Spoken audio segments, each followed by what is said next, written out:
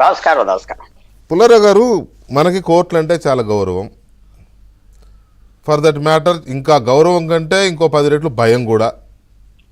కోర్టుల విషయంలో మనం అంత తేలిగ్గా ఎట్టబడితే అట్లా కామెంట్స్ పాస్ చేయం.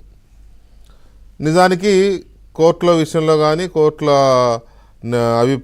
తీర్పుల మీద కానీ అభిప్రాయాలు వ్యక్తం చేయొచ్చు, అదేం పెద్ద ఇది కాదు. అయితే ఇక్కడ పాయింట్ ఏంటంటే, ఇప్పుడు సుప్రీంకోర్టు వారి వాళ్ళు ఇచ్చిన దీంట్లో ఏమంటున్నారు, ఎన్నికల ముందు ఈ ఉచితాలు అని ఇచ్చలవిడిగా హామీలు ఇవ్వడం అనేది కరెక్ట్ కాదు అని తప్పుపడుతున్నారు.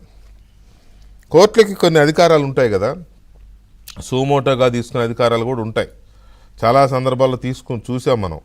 పత్రికల్లో వచ్చిన ఆధారంగా కోర్టులు, సుప్రీంకోర్టు కావచ్చు, కింద కోర్టులు కావచ్చు, తీసుకుని దాన్ని నిగ్గుదేసిన సందర్భాలు చాలా చూసాం మనం.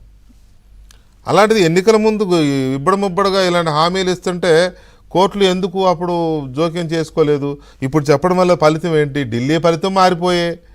సరే, అందరూ వదరగొట్టారులే అక్కడ, నచ్చిన వాళ్ళకి ఏదో ఓట్లు వేసుకున్నారు వాళ్ళు. కాంగ్రెస్ కూడా అంత ఇది ఓడిపోయిన వాళ్ళు ఇద్దరు కంటే, గెలిచిన వాళ్ళు ఇద్దరు కంటే కాంగ్రెస్ పార్టీకి ఎక్కువ హామీలు ప్రకటించింది, అయినా ఓట్లు వేయలేదు. దానికి ఏంటో తెలియదు.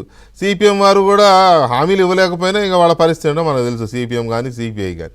సో ఈ పరిస్థితుల్లో కోర్టు వారు ఇప్పుడు మాట్లాడడం వల్ల వాళ్ళ జడ్జి గారికి ఉండొచ్చు లోపల బాధ, ఆవేదన, ఒక రకమైన దేశంలో ఏంటిది అని అనిపించవచ్చు. కానీ దానివల్ల ప్రయోజనం ఏంటి అనేది నాకైతే అర్థం కాదు. కదా పెద్ద ప్రయోజనం. మనం చాలా ఆనందపడాలి.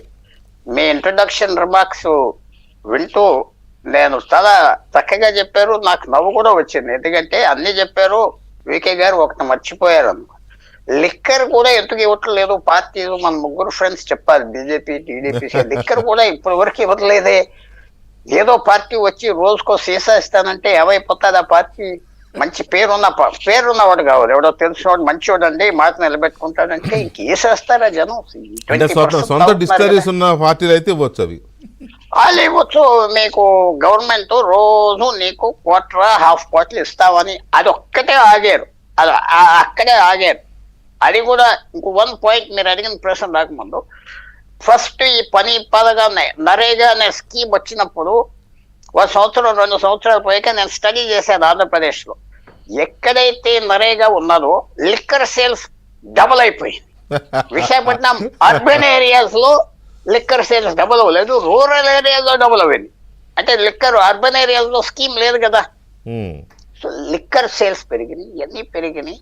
జడ్జి గారు కూడా చక్కటి మాట్లాడినాడు కోర్టులో. తక్కువ లాయర్ కాదు ఇది వేసింది, ప్రశాంత్ భూషణ్. జడ్జి ఏమన్నాడంటే, నీకు ఏం తెలుసయ్యా, నాకు వ్యవసాయం ఉన్నది, కొద్దిగా భూమి, పనిచేసే వాళ్ళు దొరకట్లేదు అన్నాడు. అంటే ప్రశాంత్ భూషణ్ అదేంటి సార్, దేశంలో ఎక్కడైనా పనిచేసి పని దొరికితే వెళ్తారంటే అప్పుడు ఆ జడ్జిలు ఎదురు మాట్లాడుకుని నవ్వుకున్నారు. విన్న వాళ్ళు ఏమనుకున్నారంటే నువ్వు వచ్చి పని చేస్తావు అనబోయారు. అతను ఎవరు లేరు పని చేయడానికి, పల్లెటూరు నుంచి వచ్చానని జడ్జి అన్నాడు.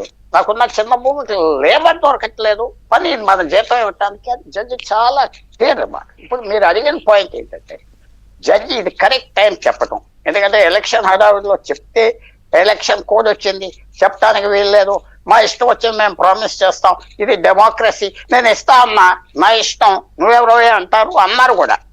ఇది కోర్ట్స్లో జరిగింది. సో జడ్జి కరెక్ట్ టైంలో అన్నాడు.